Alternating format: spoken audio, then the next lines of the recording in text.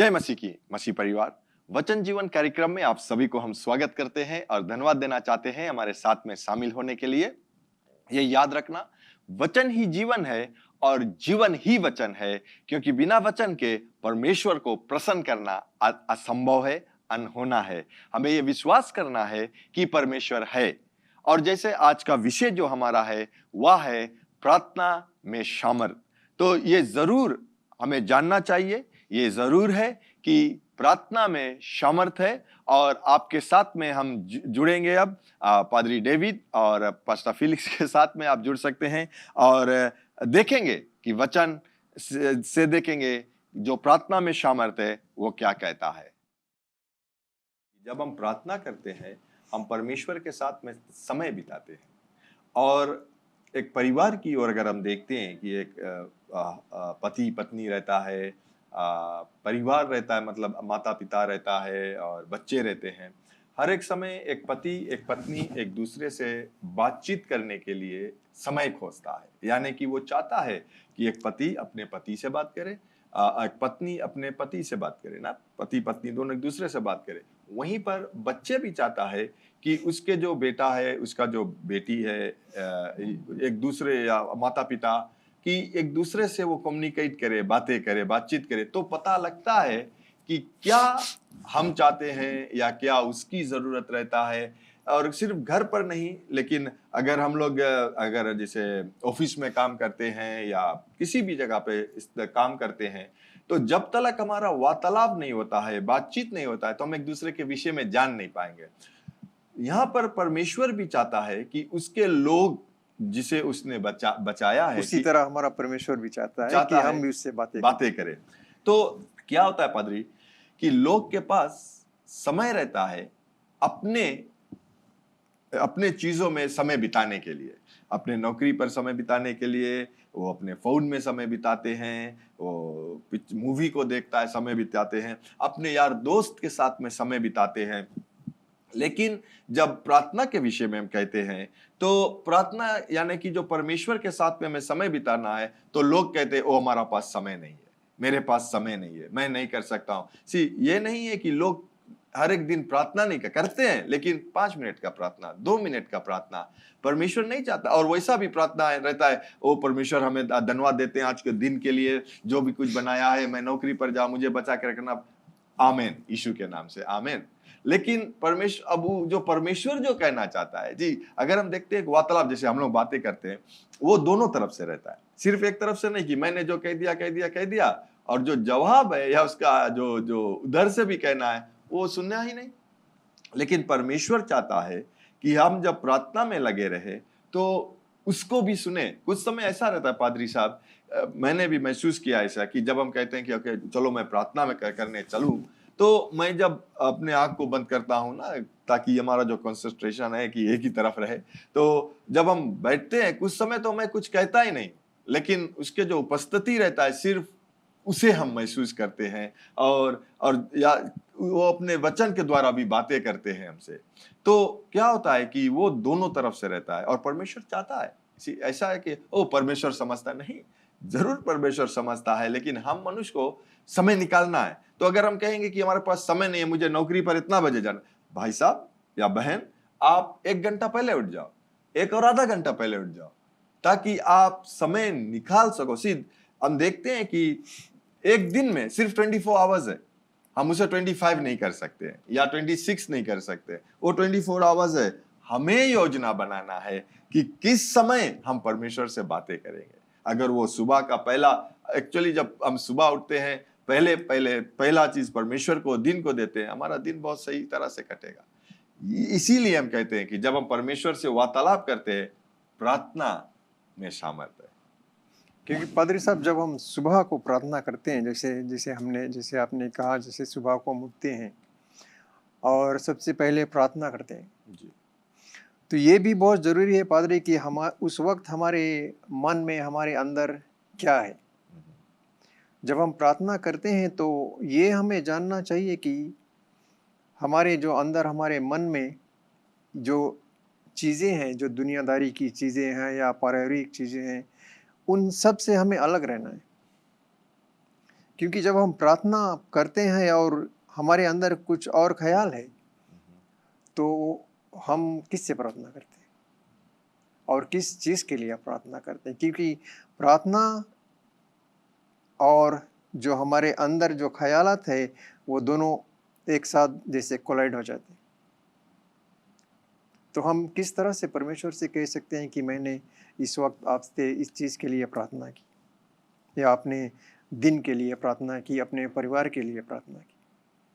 तो जब हम प्रार्थना करते हैं पाजी, तो ये बहुत जानना जरूरी है, ये हमारे अंदर ये दुनियादारी की चीज़ है या कुछ ख्यालें हैं, उन सब को हमें अपने मन से निकालना है।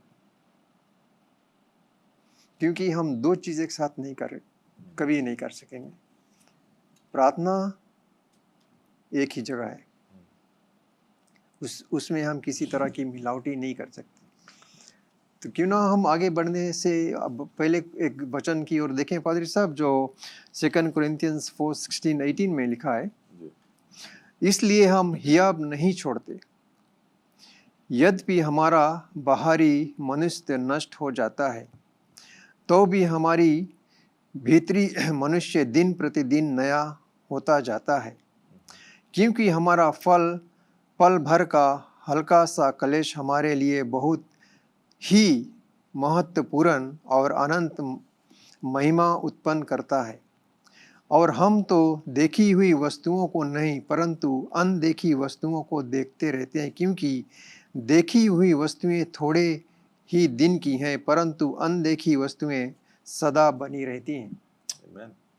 तो ये कहता है पादरी साहब, जब हम अपने इसलिए हम हियाब ना छोड़ें। हियाब ना छोड़ें, इसका मतलब है कि जब हम परमेश्वर के, जैसे हम इस विषय में हैं, हम अपना जो प्रार्थना है उसमें जो कहते हैं उसका हम उसमें हियाब ना छोड़ें, हमें उसमें दृढ़ रहना है। और जो अपना बाहरी जो मन है, हृदय है, उसे हमें उसमें नहीं लाना है, क्योंकि हमारे अंदर जो है, जो परमेश्वर है, उसका जो शब्द है, उसका प्यार है, उससे हमें चलना है, उसको हमें लाना है।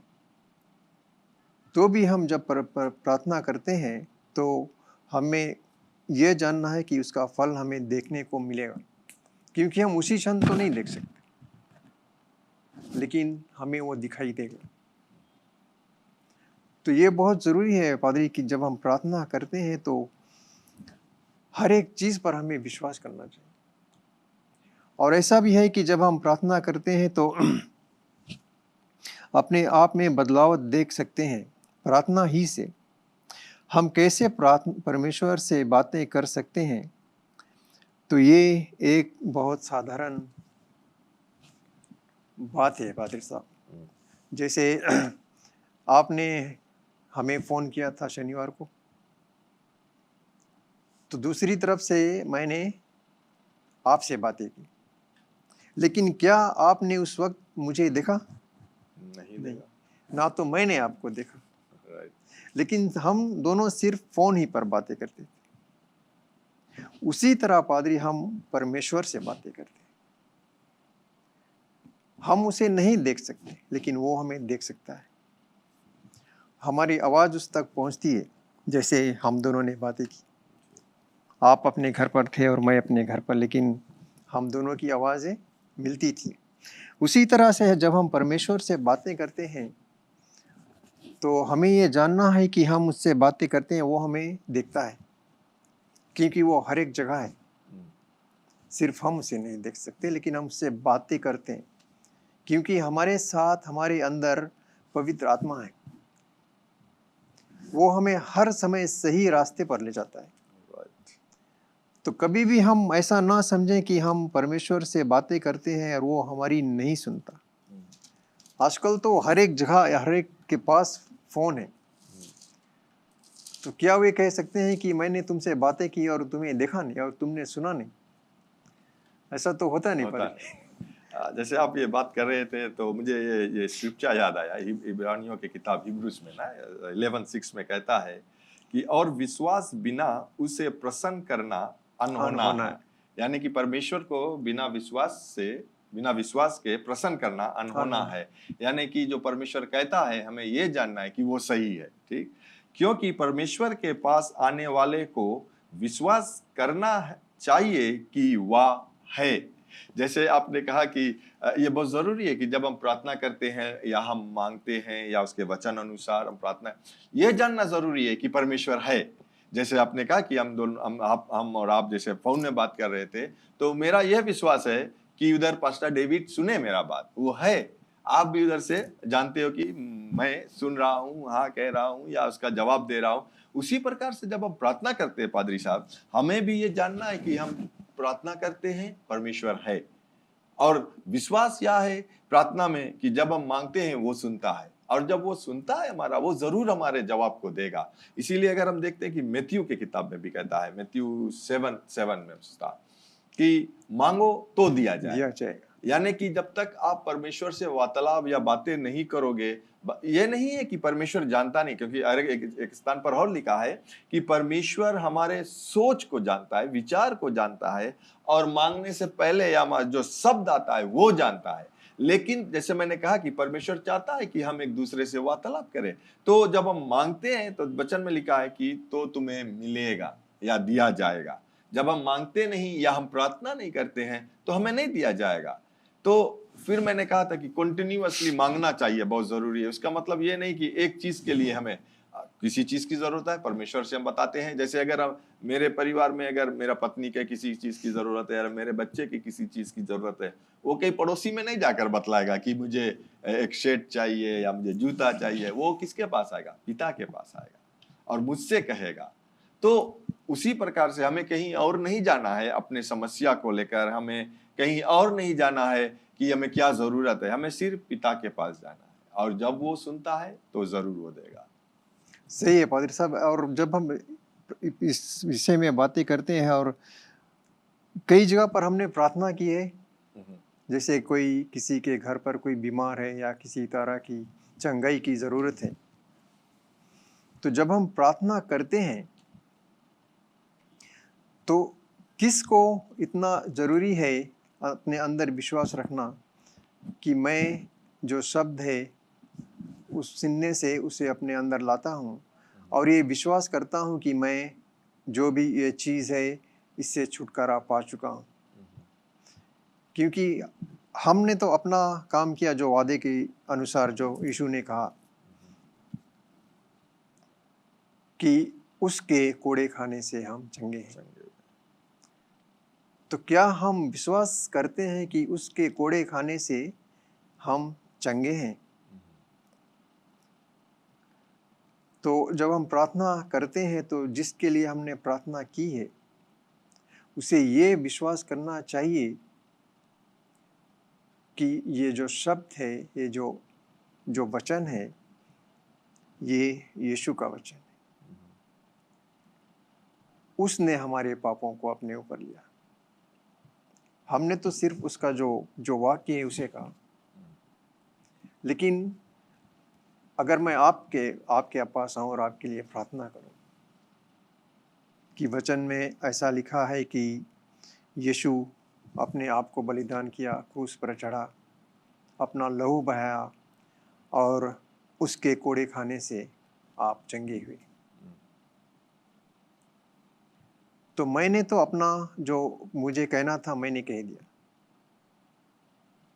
जो प्रार्थना था मैंने आपके लिए किया। लेकिन उस प्रार्थना को आप किस तरह से लेते हैं, ये भी एक बहुत बहुत गहरी बात है पादरी साहब। अगर हम देखते हैं, जैसे आपने कहा ना प्रार्थना के विषय में, उस स्त्री के विषय में हम देखते हैं, जो स्त्री 12 वर्ष से लहू बहने की बीमारी थी, उसने यह सुना, बिकॉज धर्मशास्त्र कहता है कि उसने यीशु मसीह के विषय में सुना देखिस नहीं रहा, सुना यीशु मसीह चंगाई देता है, मुर्दों को जिलाता है। वहां नहीं लिखा ने क्या सुना, लेकिन सुना तो वही सुना होगा, किसी की लंगड़े को चंगा करता है, लंगड़े को पांव दिया होगा सुना, मुर्दे को जिलाया वो सुना होगा, कि जो कोढ़ी लोग थे उनको चंगाई दिया वो सुना होगा। और वो सुनने से उस पर विश्वास आया कि अगर यीशु इन लोगों के लिए कर सकता है तो मेरे लिए क्यों नहीं कर सकता। वो विश्वास जो था उसे उस घर से या उस कमरे से बाहर निकालकर रास्ते में लेकर आए, वरना वो नहीं आ सकते थे। क्योंकि वो इतना जानता था कि जो लहू बहने के बीमारी थे उस समय, वो अछूत जिसे कहते हैं, उसे कोई छू नहीं सकता है, वो किसी की नजदीक नहीं जा सकता है। और सब तो सब, वो एक पुरुषों की जो भीड़ थी उसमें वो नहीं जा सकती है। अगर वो पकड़ा जाती तो उसे पत्थर वार कर कर मार दिया जाता है। लेकिन विश्वास क्या करता है, जो अनहोनी है उसे होनी करता है। यानी कि जो नहीं हो सकता है वो विश्वास करता है कि वो मेरे लिए हो जाएगा। और उसने एक निर्णय को बनाया कि मैं जाऊंगा और यीशु के जो कपड़े हैं वो छूंगा, और जब मैं उसे छूंगा मैं चंगाई प्राप्त। उसने अपने आप में वो चुनाव किया, अपने आप में वो निर्णय को बनाया। कैसे? जब उसने यीशु मसीह के विषय में सुना और विश्वास आया और वो जान सकी कि इसमें कुछ है, सामर्थ्य है। तो हम यह कह सकते हैं कि ये जो उसका जो एक था निकल जाने के और यीशु के कपड़े छूने से, वो एक प्रार्थना ही था ना। हम लोग कभी प्रार्थना के विषय में मैं अभी एक सोच देखता हूँ कि हम प्रार्थना सिर्फ ये देखते हैं कि हम एक स्थान पर बैठा है और परमेश्वर से बातें करता है।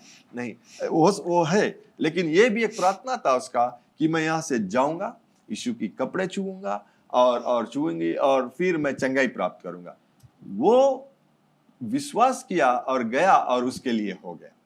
उसी प्रकार से जब हम लोग प्रार्थना को करते हैं, इसीलिए हम ये कह सकते हैं कि जैसे आज का जो विषय है, हमने देखा कि प्रार्थना में सामर्थ्य है। जब हम प्रार्थना करते हैं, ये हमें विश्वास करना है। जैसे मैंने पढ़ा था, पिछले सप्ताह मैंने पढ़ा था कि मैथ्यू 11:24 में मैंने पढ़ा था कि जब हम प्रार्थना करते हैं या मांगते हैं किसी चीज के लिए, विश्वास कर ले कि वो मेरे लिए हो गया है। फिर आपने ये भी कहा था कि उस समय तो नहीं दिखता है ना, आपने एक्सप्लेन कर रहे थे, और वो सही है, दिखता नहीं है। कहा, ये मेरे शारीरिक आंख से नहीं दिखता है, लेकिन मुझे आत्मिक आंख से देखना है कि जिस चीज के लिए मैंने प्रार्थना को किया है वो मेरा हो गया है। अब जब वो मेरा हो गया है तो मुझे उसी प्रकार से चलना है ना। अगर मैं कहता हूं कि मैं चंगाई को प्राप्त कर रहा हूं और मेरा ये हाथ नहीं चलता है, लेकिन जब मैं प्रार्थना कर चुका हूं तो मुझे ये विश्वास करता हूं कि यह चंगाई प्राप्त किया। अगर मेरा एक उंगली भी हिलता है, मुझे उसे हिलाना है। मुझे याद होता है पादरी साहब, जब इसका अपनी जो टेस्टिमोनी, जो ब्रदर केनेथी हेगिन अपने टेस्टिमोनी के और एक समय बतलाता है चंगाई के विषय में, जब उसने उस मार्क 11:22, 23, 24 को उसने जब पढ़ा, वो विश्वास किया कि मैं जब प्रार्थना करता हूँ मेरे लिए हो गया है। और उसका पैर या उसका, मैं सोचता हूँ कि उसका जो कमर से नीचे, उसका तो पूरा शरीर नहीं चल रहा था। लेकिन जब उसने विश्वास किया, कहता है कि उसने अपना जो पैर था, वो जो बिस्तर पर सुते थे, उससे वो गिराया नीचे। क्यों गिराया? वो खुद ही गिर पड़ा क्योंकि विश्वास में वो सामर्थ्य है उस पर एक्ट करने के लिए। और प्रार्थना जब हम करते हैं, और मेरा ये विश्वास होना चाहिए कि जो मैं मांगता हूँ वो मेरे पादरी साहब, ये आप कह रहे हैं उस वक्त वो विश्वासी नहीं था, मगर उसका जो एक शब्द उसने सुना, उस पर उसने विश्वास किया कि इस शब्द को लेकर मैं अपने आप में चंगाई देख सकता हूँ। अगर उसी तरह हर एक विश्वासी जो है, अविश्वासी को तो छोड़िए, अविश्वासी एक शब्द को लेकर कहें कि ये जो भी कठिनाई हम पर या कुछ भी है, इसी वक्त हमसे दूर हो जाएगी। तो हमें विश्वास है पादरी कि कोई भी किसी भी तरह की मुसीबत, संकट या बीमारी में उस तरह नहीं उलझा रहेगा जैसे वो खुद अपने आप को कर लेते हैं। कई जगह पर देखा जाए तो जो चंगाई पाना चाहते हैं, उनके लिए प्रार्थना होता है, वे खुद ही प्रार्थना करते हैं, मगर वे अपने आप को उसी में डुबाए ही रहते हैं। तो प्रार्थना किस काम का? अगर हम प्रार्थना करते हैं तो हमें पूरे तौर पर विश्वास करना है कि मैं चंगा हो गया। और अगर जब हम विश्वास करते कि मैं चंगा हो गया, मुझे उस पर चलना है। तो हम देखते हैं कि पादरी साहब प्रार्थना में सामर्थ्य है, और प्रार्थना के द्वारा हम परमेश्वर से वार्तालाप करते हैं। जब हम प्रार्थना में आते हैं, बैठते हैं, एकांत में बैठते हैं और बातें करते हैं परमेश्वर से, और उसी समय हमें धर्मशास्त्र को लेना बहुत ज़रूरी है। मैं ये कहना चाहता हूँ प्यारे लोग, जैसे हम यहाँ पर समाप्त करेंगे, और ये आपको उत्तेजित करना चाहता हूँ कि प्रार्थना में सामर्थ्य है। बिना प्रार्थना के हमारा कोई जीवन नहीं है। मैंने शुरुआत में पिछले सप्ताह कहा था कि अगर हम अंग्रेजी में कहे कि प्रेयरलेसनेस इज सिंफुलनेस ना, प्रार्थनाहीनता मतलब बिना प्रार्थना नहीं है तो वो पाप में हम डूबे रहते हैं। वो पाप नहीं जो हमें परमेश्वर से जो हमें स्वर्ग जाने से रोक सकता है, लेकिन वो जब हम या पवित्र आत्मा हमसे कुछ कहता है हम सुन नहीं पाते, क्योंकि हमारे जीवन में प्रार्थना ने बहुत से हल्ला है हमारे कान में, बहुत और चीज को हम सुनते हैं, म्यूजिक सुनते हैं, लोगों के बातें सुनते हैं। इसीलिए जब हम एकांत में बैठते हैं और परमेश्वर से प्रार्थना करते हैं उसके वचन लेकर, क्योंकि परमेश्वर अपने वचन ही के द्वारा हमसे बातें करते हैं, तो जब हम प्रार्थना का जवाब भी हमें चाहिए तो हमें परमेश्वर के वचन ही से हमें जवाब मिलने वाला है। ये नहीं कि कुछ समय रहता है कि जब हमारा जो कान जो रहता है पूरे तौर से परमेश्वर के वचन से लाइन हो जाता है, तो वो जो आवाज जो अंदर से आता है हम उसे सुनते हैं। लेकिन मैं ये कहना चाहता हूं कि जब हम प्रार्थना करते हैं, शुरुआत में परमेश्वर से बातें सुनना चाहते हैं, तो बहुत जरूरी है कि जब आप प्रार्थना करते हो तो आप धर्मशास्त्र को लीजिए, एक पेन को लीजिए और एक बुक को लीजिए, क्योंकि जब आप सुनोगे उसके बाद या परमेश्वर के वचन से जब आप देखोगे आप लिख सकते हो। तो उसे लिखने से फिर जब हम उसे मेडिटेट करेंगे तो हम ये जान लेंगे कि परमेश्वर हमारे बातों को सुना, उसने हमें जवाब को दिया है। तो प्रार्थना में सामर्थ्य है। हम ये अगर आप प्रार्थना नहीं करते हो तो मैं आपको उत्तेजित करना चाहता हूं इस समय। पादरी भी अगर बोलेगा वो भी उत्तेजित करेंगे आपसे कि समय जरूर निकालिए। अब मुझे याद आता है कि हम बहुत समय टाइट्स एंड ऑफरिंग की बात करते हैं ना, टाइट्स देना है, हमें टाइट्स देना है। क्या टाइट्स है? 1%, 10% हमें देना है। किससे? जो आमदनी को कमाता है। प्यारे लोग, परमेश्वर हमें 24 आवर्स देता है, उसमें से क्या हम 10% परमेश्वर के लिए निकाल कर देते हैं कि 2 आवर्स 40 मिनट्स हम बैठेंगे, धर्मशास्त्र लेकर पढ़ेंगे या परमेश्वर से हम बातें करेंगे? हम लोग कोई समय हम लोग एक तरफा हो जाता है और चीज को हम देख नहीं पाते हैं। तो मैं ये उत्तेजित करना चाहता हूं आप सभी को कि जरूर आप टाइम निकालें, जरूर आप प्रार्थना को कीजिए और अपने जीवन में जरूर आप बदलाव को देखेगा, क्योंकि वचन में सामर्थ्य, प्रार्थना में सामर्थ्य है। आमीन। मैं ये विश्वास करता हूं कि आपने वचन से जरूर कुछ सीखा होगा प्रार्थना के विषय में, और प्रार्थना में जो सामर्थ्य है। और जब हम प्रार्थना करते हैं तो ये विश्वास करना है कि जब हम खड़े होकर या उस समय जब हम मांगते हैं परमेश्वर से या प्रार्थना को करते हैं तो जरूर वो हमारे लिए हो चुका है। तो क्यों ना हम प्रार्थना को करें समय। दयावान परमेश्वर, हम आपको धन्यवाद देना चाहते हैं आपके वचन के लिए, कि आपके वचन से हम सीखते हैं परमेश्वर कि आप हमें कभी नहीं छोड़ता है, आप हमें कभी नहीं नकारता है, आप हमारे प्रार्थना को सुनता है और उसके जवाब को भी देता है। यीशु, हम धन्यवाद देना चाहते हैं कि आपके नाम में चंगाई है। तो आज हम ये कहते हैं, ये प्रार्थना को करते हैं कि हर एक लोग जो इस समय मेरी आवाज को सुनता है, अगर उसे चंगाई की जरूरत है तो वो पूरे तौर से सर से लेकर पांव तक चंगाई को प्राप्त करता है।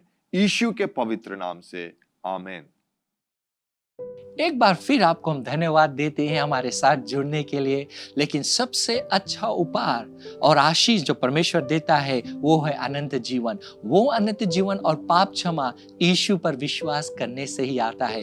तो अगर आप यीशु पर विश्वास करना चाहते हो, पूरे हृदय और दिल से उसको अपना आत्मा देना चाहते हो और आज से उसके पीछे होना चाहते हो, बपतिस्मा लेना चाहते हो, कलीसिया को ज्वाइन करना चाहते हो या उसमें शामिल होना चाहते हो, वो शुरू होता है आज और अभी जब आप इस प्रार्थना को हमारे साथ करोगे। तो हमारे साथ प्रार्थना कीजिए, मन से विश्वास कीजिए और कहिए, दयावान पिता, मैं विश्वास करता हूं तेरे पुत्र यीशु पर।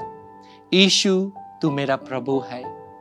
तू मुझे आज मेरे पापों से मुझे क्षमा दिला, मेरे दिल में आ, अपने आत्मा से भर। मैं विश्वास करता हूं कि तू स्वर्ग से आया, मेरे पाप के लिए मरा और तीसरे दिन जी उठा, फिर से आने वाला है। मुझे मदद कर, आत्मा से भर, विश्वास में चला, यीशु के नाम से आमीन। अगर आपने वो प्रार्थना किया है, मेरा पूरा विश्वास है आप अगर दिल से किया है, आपके सारे पाप क्षमा हुए, आप एक नए जीवन, नए सृष्टि बने हो, तो मैं चाहता हूं अगर आप हमें संपर्क करोगे, हम लोग आपको मदद करना चाहते हैं ये विश्वास के कदम में या विश्वास के जीवन में चलने के लिए।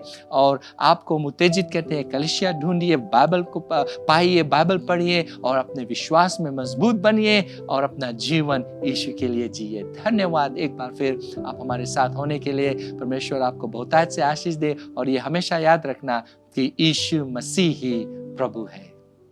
Learn more from God's Word and send us your prayer request by visiting our website www.jclm.org, or you can like our Facebook page, Jesus Christ is Lord Ministries, to keep up with the now word of the Lord for the season. Follow us on Instagram, JCLM Fiji. Better still, subscribe to our YouTube channel, JCLM Fiji, to receive the latest teaching of God from the ministry.